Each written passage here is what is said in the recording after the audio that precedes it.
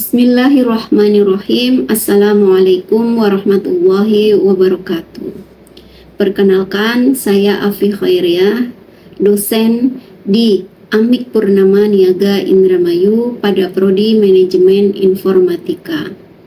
Saya di kampus ini dipercaya untuk mengampu beberapa mata kuliah pada rumpun mata kuliah pengembangan kepribadian.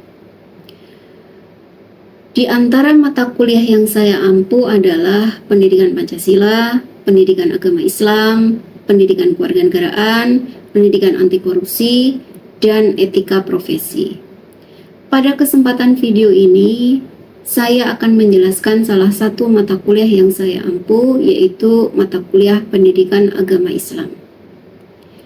Mata kuliah pendidikan agama Islam merupakan mata kuliah wajib dengan bobot 2 SKS dan disampaikan 16 kali pertemuan, termasuk di dalamnya ujian tengah semester dan ujian akhir semester. Mata kuliah pendidikan agama Islam di Prodi Manajemen Informatika disusun secara kontekstual. Artinya, materi tidak disampaikan secara umum dan kaku, melainkan disesuaikan dengan kebutuhan mahasiswa manajemen informatika yang kelak akan berkarir di dunia teknologi informasi. Selain itu, mata kuliah ini juga mempertimbangkan latar belakang mahasiswa di Amik Purnama Niaga yang sebagian besar telah bekerja dan juga memiliki latar belakang pemahaman keislaman yang sangat beragam. Materi disusun secara ringkas dan aplikatif, mencakup akidah, ibadah praktis, akhlak profesi, etika digital, ekonomi syariah, hingga relasi Islam dengan budaya lokal dan perkembangan ilmu pengetahuan serta teknologi. Mengapa demikian? Tujuannya adalah agar mahasiswa mampu memahami dan mengamalkan Islam secara utuh atau kafah, sekaligus relevan dengan realitas keislaman di Indonesia dan tuntutan dunia kerja di bidang teknologi informasi. Capaian pembelajaran mata kuliah ini adalah sebagai berikut. Pertama, mahasiswa mampu memahami dan mengamalkan konsep dasar akidah, ibadah, dan akhlak Islam baik dalam kehidupan sehari-hari maupun dalam dunia kerja. Yang kedua, mahasiswa mampu menerapkan etika Islam dalam pemanfaatan teknologi informasi secara bertanggung jawab. Hal ini penting mengingat mahasiswa akan bergelut dengan dunia digital dan teknologi informasi. CPMK yang ketiga adalah mahasiswa mampu menganalisis fenomena keislaman kontemporer di Indonesia seperti budaya lokal, moderasi beragama, isu-isu digital, dan sikap toleran dan moderat. Ketiga capaian di atas juga mendukung capaian pembelajaran lulusan, yaitu sikap bertakwa kepada Tuhan Yang Maha Esa, kepekaan sosial, serta tanggung jawab profesional dalam bidang keahliannya. Berikutnya pendekatan pembelajaran yang dilakukan pada mata kuliah pendidikan agama Islam. Pada mata kuliah pendidikan agama Islam di Amik Purnama Niaga menerapkan pendekatan student-centered learning atau pembelajaran yang berpusat pada mahasiswa. Dalam pendekatan ini, dosen tidak lagi menjadi satu-satunya sumber informasi, melainkan berperan sebagai fasilitator yang membimbing mahasiswa untuk aktif membangun pemahaman mereka sendiri. Mahasiswa didorong untuk berpikir kritis, berdiskusi, memecahkan masalah, dan merefleksikan pengalaman nyata mereka, bukan sekedar menerima dan menghafal materi secara pasif. Pendekatan student-centered learning ini diwujudkan melalui 4 prinsip utama. Pertama, materi disusun secara ringkas dan praktis dan bertahap atau scaffolding. Hal ini mengingat sebagian besar mahasiswa telah bekerja dan memiliki latar belakang pemahaman keislaman yang beragam. Dengan begitu, mahasiswa dapat membangun pemahaman selangkah demi selangkah sesuai kesiapan masing-masing. Prinsip kedua, setiap pertemuan menautkan nilai-nilai Islam dengan konteks profesi, dunia kerja, dan bidang teknologi informasi. sehingga mahasiswa dapat langsung merasakan relevansi materi dengan kehidupan dan karirnya, agar lebih mudah diinternalisasi secara bermakna. Itu tujuannya. Ketiga, pendekatan pembelajaran juga bersifat andragogis, yaitu berpusat pada pengalaman orang dewasa. Mahasiswa aktif terlibat melalui praktik, diskusi, studi kasus, dan refleksi, bukan melalui hafalan semata. Dosen memfasilitasi, sementara mahasiswa mengkonstruksi pemahamannya sendiri berdasarkan pengalaman mereka. Keempat, materi juga memuat dimensi budaya lokal, Islam Nusantara, khususnya kearifan Indramayu, isu moderasi beragama, sehingga mahasiswa diajak untuk mengaitkan pembelajaran dengan konteks sosial dan budaya di sekitar mereka guna memperkuat wawasan kebangsaan. Melalui pendekatan student-centered learning ini, mahasiswa diharapkan tidak hanya menjadi objek pembelajaran, tetapi menjadi subjek yang aktif, kritis, dan mandiri dalam memahami serta mengamalkan nilai-nilai keislaman. Metode pembelajaran yang digunakan dalam proses pembelajaran mata kuliah pendidikan agama Islam adalah bervariasi, tergantung materi di setiap pertemuannya. Metode tersebut diantaranya adalah ceramah interaktif dan brainstorming untuk membuka wawasan. Ini dilakukan di awal pertemuan. Kemudian diskusi dan diskusi kelompok untuk melatih mahasiswa berpikir kritis. Studi kasus dan studi kasus reflektif agar mahasiswa mampu mengaitkan teori dengan situasi nyata di dunia kerja. Demonstrasi dan praktik langsung, misalnya praktek wudhu, praktek sholat, dan lain sebagainya. Metode berikutnya adalah simulasi, seperti misalnya melakukan simulasi perhitungan zakat. Bermain peran atau role play untuk membahas dilema etis kerja di bidang teknologi informasi. Itulah diantaranya beberapa metode pembelajaran yang digunakan pada proses pembelajaran mata kuliah pendidikan agama Islam. Variasi metode ini dirancang agar mahasiswa tidak hanya memahami materi secara teori, tetapi juga mampu mempraktikkan dan merefleksikannya secara langsung. Demikianlah uraian saya tentang rencana pembelajaran mata kuliah pendidikan agama Islam di Amik Purnama Niaga Indramayu. Berikutnya akan saya tampilkan video proses pembelajaran di kelas. Dalam hal ini karena mata kuliah pendidikan agama Islam di Amik Purnama Niaga Indramayu dilakukan dengan dua cara, yaitu dengan daring dan luring. Pada kesempatan ini video yang saya tampilkan adalah proses pembelajaran di kelas dengan Zoom atau kelas daring. Silakan menyaksikan. Kita mulai. Bismillahirrahmanirrahim. Assalamualaikum warahmatullahi wabarakatuh. Silakan dinyalakan mikrofonnya untuk menjawab ya. Waalaikumsalam warahmatullahi wabarakatuh. Kita mulai kelas kita dengan bacaan basmalah. Bismillahirrahmanirrahim. Gimana kabarnya semua? Alhamdulillah baik, Bu. Alhamdulillah baik, Bu. Pada capek semua ini habis kerja ya? Iya, Bu. Iya, oke. Oke, jadi biar semangat nanti ada kuis-kuis lah yang menarik ya. Nah, sebelumnya saya sampaikan untuk hari ini pertemuan kita kedua dari mata kuliah pendidikan agama Islam akan membahas tentang makna iman, Islam, dan ihsan. Nah, kemudian dari keseluruhan itulah dari semua ajaran Islam yang kemudian akan membahas tentang hakikat tauhid dan implikasinya terhadap etos kerja dan profesionalisme. Kenapa ini saya kaitkan dengan etos kerja dan profesionalisme? Mengingat kalian umumnya atau pada dasarnya hampir banyak yang sudah bekerja ya. Nah, di sini ada beberapa kuis ya sebagai ice breaking. Satu kata, satu jujur. Silahkan boleh jawab ya. Dengan jujur tentunya, karena ini istilahnya satu kata satu jujur. Jadi saya minta jujur ya jawabnya. Jadi sebelum masuk materi, jawab spontan, boleh dengan lisan. Sebenarnya kalau di kelas boleh ditulis kertas, atau boleh ditulis di kolom komentar. Atau karena kita nggak banyak, kita langsung jawab aja ya spontan. Pertanyaan pertama, silahkan siapa yang mau jawab?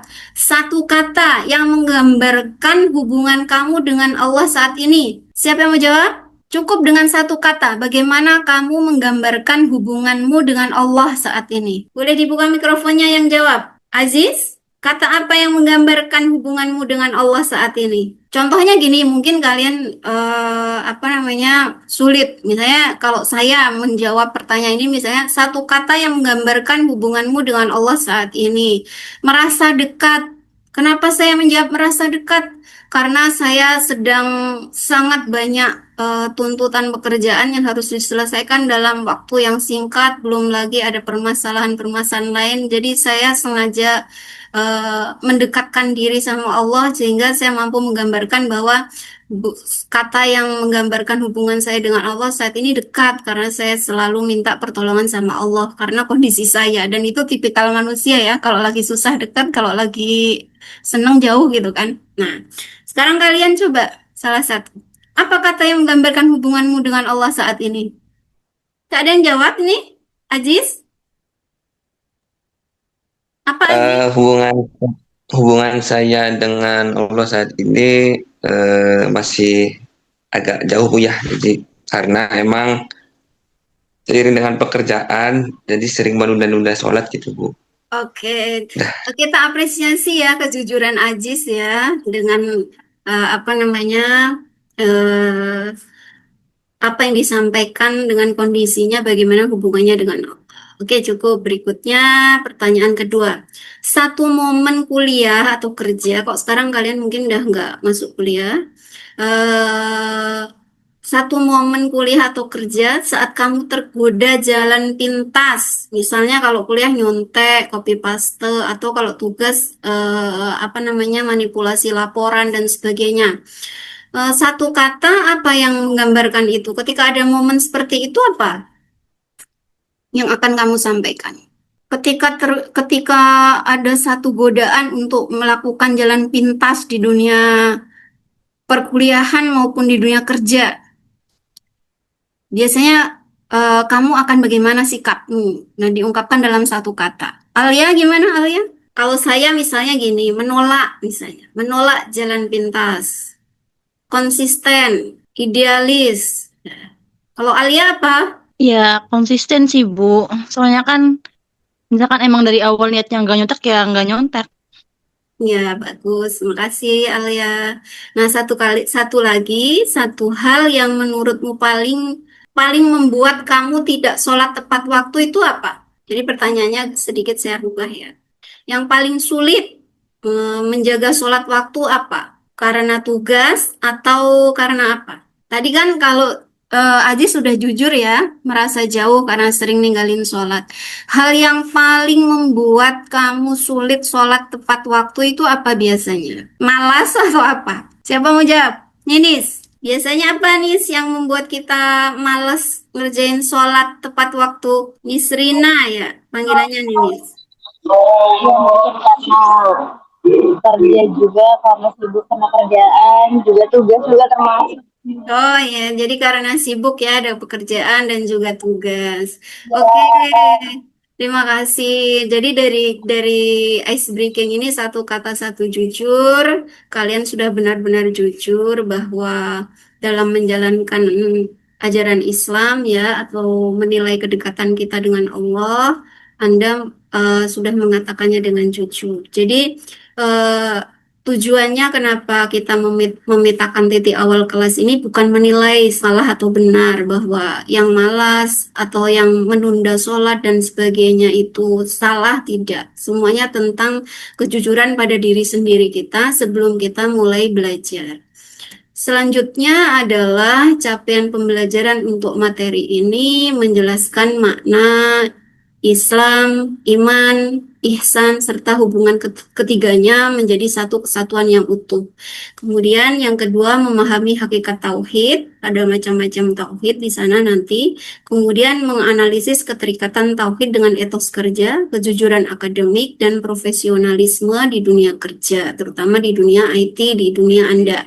Kemudian merefleksikan penerapan nilai tauhid dalam pekerjaan dan kehidupan sehari-hari secara pribadi. Nah, sekarang kita memasuki materinya. Yang pertama, makna iman. Saya kira Anda semua sudah memahaminya ya. Kita ulang supaya Anda mengingat kembali definisi secara definitif ya, kemudian nanti memudahkan kita untuk merefleksikan pengertian ini dalam diri kita sendiri. Definisinya biasanya iman itu didefinisikan seperti ini.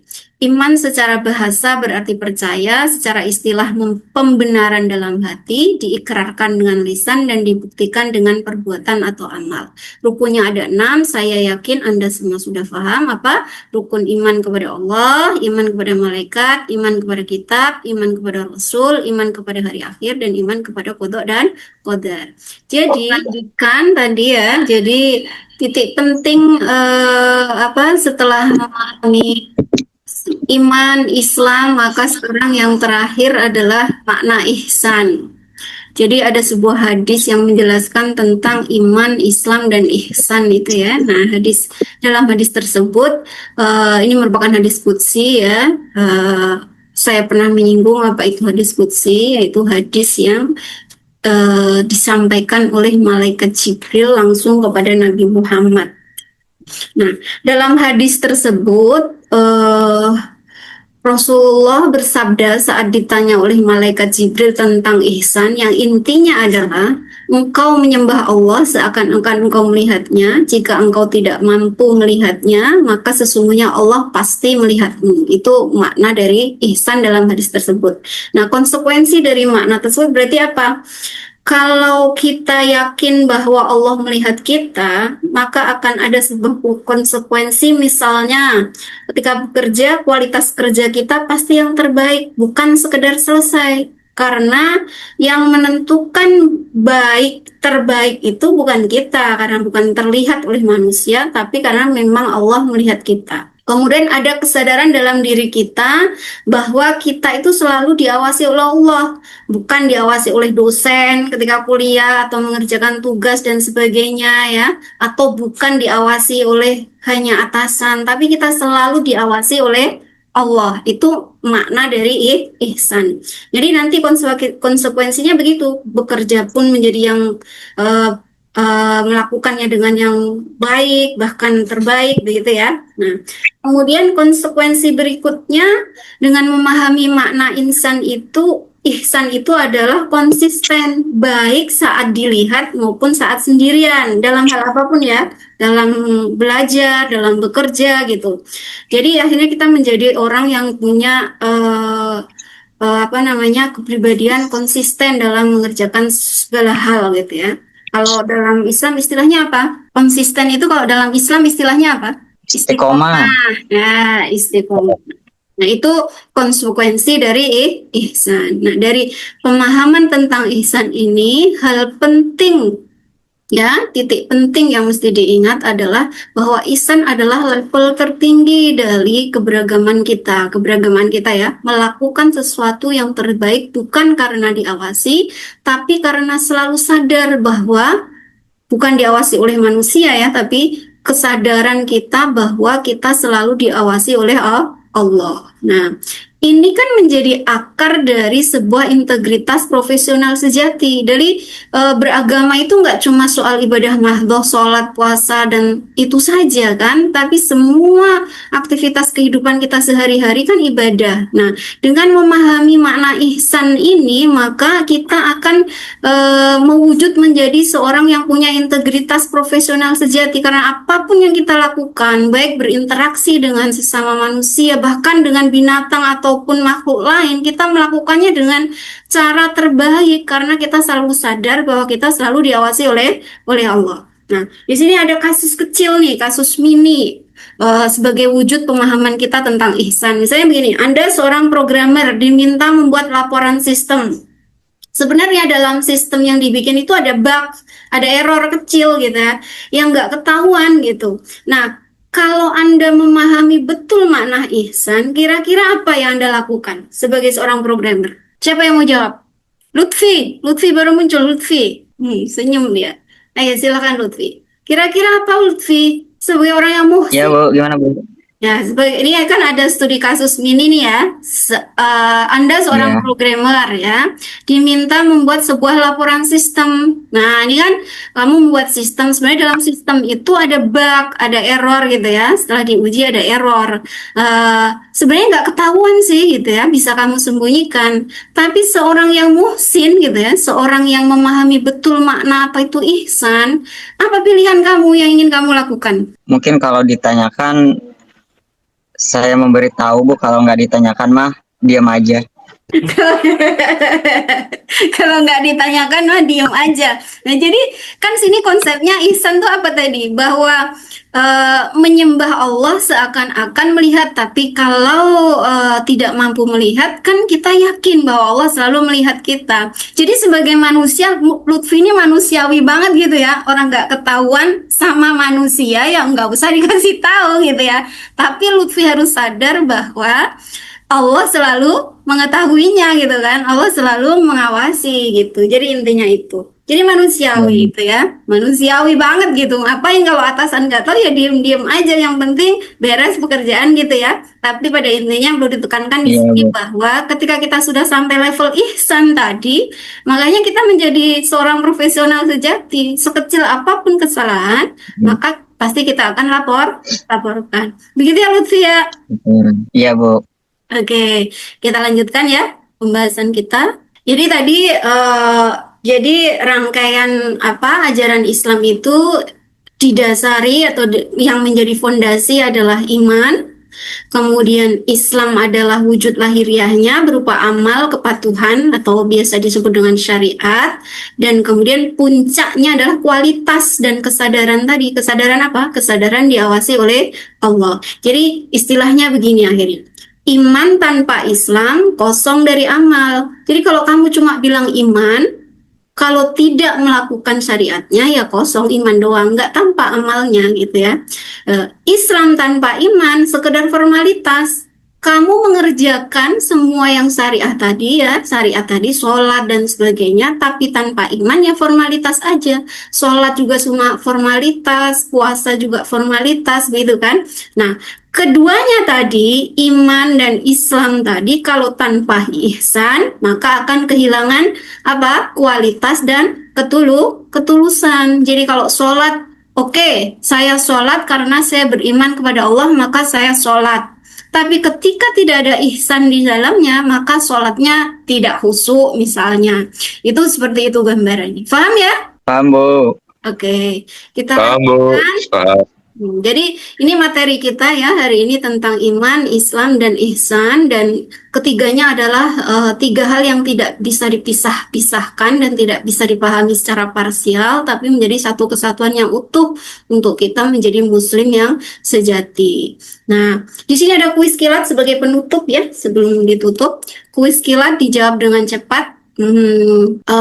Di sini ada pilihan iman, Islam, atau ihsan. Nanti kamu jawab pernyataan ini termasuk kategori iman, Islam, atau ihsan. Ya, siapapun boleh jawab. Saya mau cepat angkat tangan atau cepat menjawab, dinyalakan mikrofonnya dan jawab. Oke, yang pertama, mahasiswa sholat 5 waktu tepat waktu setiap hari. Iman, Islam, atau ihsan? Iman. Iman. Sholat 5 waktu tepat setiap hari. Iman, Islam, atau ihsan? Ayo, ini tentang sholat. Sholat tuh berarti apa? Amal kan? Mal. Berarti apa? Islam. Iya kan? Sholat merupakan amal ibadah, amal perbuatan yang tampak, yang lahir karena adanya iman. Maka mahasiswa sholat 5 waktu tepat waktu setiap hari merupakan perwujudan dari Islam atau pelaksanaan dari syariat Islam. Nah, kemudian yang kedua, mahasiswa yakin dalam hati bahwa Allah melihat segala perbuatannya. Iman, Islam, atau ihsan? Iman Bu, iman. Iman. Iman Iman. atau ihsan? Yakin Allah melihat semua perbuatannya. Iman Bu, karena kita punya keyakinan. Oh, kamu melihatnya karena Iman. ada kata yakin dalam hati ya, maka kamu sebut iman. Itu menurut Lutfi. Tapi kalau dilanjutkan di sini kalimatnya, yakin dalam hati bahwa Allah Maha melihat segala perbuatannya seolah-olah ihsan. Jadi nggak salah juga Lutfi bilang, karena ini soal keyakinan gitu, maka dikatakan sebagai iman. Kemudian yang ketiga, mahasiswa mengerjakan ujian dengan jujur walau tak ada pengawas dan yakin Allah menyaksikan. Ada nggak yang begini kira-kira nih ya? Atau pada nyontek nih? Apa ini? Lutfi. Mas Haji. Lutfi ya? Apa ini? Iman, Islam atau ihsan? Haji. Ihsan. Ihsan, Ya, Bu, ihsan. betul. Nah, kemudian yang terakhir, Ihsan, Bu, ihsan. mahasiswa membayar zakat fitrah setiap Ramadan berarti iman, Islam atau ihsan? Islam. Islam. Ya, Oke, makasih. Jadi ini cukup untuk menguji pemahaman kalian soal iman, konsep iman, Islam, dan ihsan. Sekalipun tadi ditekankan bahwa tiga konsep ini tidak bisa dipahami secara parsial sendiri-sendiri. Sebagai seorang muslim, tiga konsep ini menjadi satu kesatuan yang utuh. Kalau mau menjadi muslim sejati, berarti harus punya iman, harus punya Islam, dan juga ihsan. Oke, berikutnya kita akan menutup kuliah kita hari ini dengan sebuah kasus yang harus Anda refleksikan ya. Nanti boleh ditulis di kertas, minggu depan kemudian dikumpulkan ya. Tugasnya adalah refleksi pribadi tauhid dalam pekerjaan sehari-hari. Instruksi tugasnya kalian bisa baca, saya bacakan ya. Tulis refleksi pribadi singkat minimal 200 kata tentang bagaimana kamu menerapkan nilai tauhid dalam aktivitas kuliah atau kerja sehari-hari. Boleh yang kerja, boleh dalam dunia kerja, yang tidak bekerja, boleh dalam aktivitas kuliah, atau bahkan di sini saya tambahkan boleh dalam kegiatan sehari-hari kamu, misalnya berinteraksi dengan keluarga, orang tua, boleh. Tapi ini nyata ya yang kamu alami gitu, begitu ya. Jadi bagaimana caranya? Nih, langkahnya adalah pertama, pilih satu momen nyata. Ceritakan satu kejadian nyata minggu ini. Misalnya ada tugas di kantor kalian, atau kerja kelompok dengan teman di kuliah, atau mungkin mengerjakan perintah orang tua di rumah, dan sebagainya. Pilih satu. Nah, sesudah memilih momen nyata, kemudian kaitkan dengan tauhid. Jelaskan bagaimana kesadaran akan Allah mempengaruhi atau seharusnya mempengaruhi pilihanmu. Jadi, misalnya dalam momen nyata itu ada dilema gitu ya, dalam tugas di kantor gitu ya, harus menentukan satu pilihan. Nah, campur tangan Tuhan ke kamu ada nggak di situ gitu ya? Itu yang harus diceritakan. Kemudian langkah ketiga, merumuskan komitmen. Kalau sudah gitu ya, nanti dirumuskan komitmennya, tutup dengan satu komitmen konkret untuk memperbaiki etos kerja berbasis tauhid ke depan. Jadi nanti akan ketemu pilihan terbaik dari semua kasus nyata kamu itu tadi apa gitu. Kalau kamu mendasarkannya dengan tauhid. Jadi itu tugas untuk dikerjakan minggu depan, refleksi pribadi. Sederhana, hanya 200 kata, boleh ditulis tangan, boleh juga diketik ya, dalam format apapun. Nanti yang dikumpulkan, kalau tulis tangan boleh difoto, dikumpulkan melalui WA grup kita gitu ya. Oke, sudah paham tugasnya? Paham. Jangan lupa dikerjakan ya. Nah, sebagai penutup, ini saya bacakan sebuah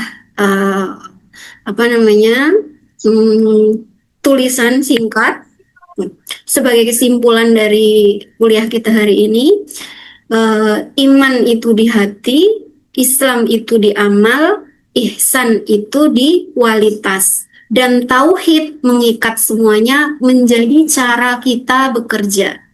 Nah, hasilnya adalah profesionalisme yang berakar pada tauhid tidak goyah oleh siapa yang melihat, karena yang paling penting Allah selalu melihat. Terima kasih semuanya untuk kehadirannya hari ini. Kita akan ketemu lagi minggu depan. Jangan lupa tugasnya dikerjakan. Jika ada salah kata dari saya mohon maaf. kita akhiri pertemuan kita hari ini dengan bacaan hamdalah. Alhamdulillahirrahmanirrahim. Akhirul kalam, wassalamualaikum warahmatullahi wabarakatuh. Waalaikumsalam.